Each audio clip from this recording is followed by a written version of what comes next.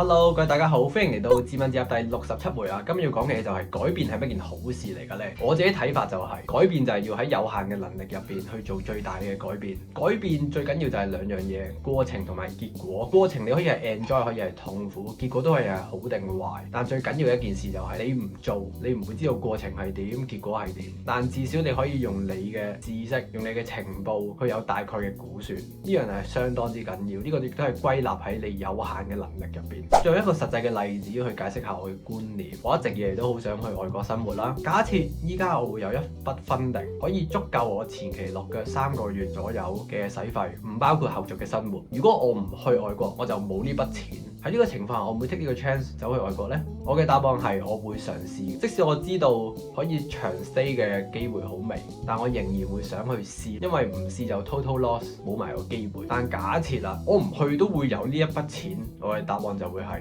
唔去啦，梗係明知道衰啦，做咩要賭錢落海呢？而家嘅生活都叫做好地地，咁假設有筆錢喺度就係錦上添花，會更加開心。而家嘅生活雖然悶就係悶啲，冇咩變化，正係咁我先會想去外國生活下啫。如果筆錢係屬於自己嘅，咁即係我嘅成本啦。我做咩要浪費我自己嘅錢走去做一件唔肯定嘅事情呢？我自己本身嘅性格就係風險迴避嘅，尤其係關乎自己需要付出成本，咁就梗係不了啦。啲錢留翻自己享受算數啦。嚟到最後，我想講俾大家聽嘅就係，願意去改變係件好事嚟嘅，知道自己唔應該改變都係一件好事嚟嘅。對我嚟講，覺得衰嘅最壞嘅情況就係不斷去做改變，然後不斷咁樣失敗，唔開心，咁又為乜呢？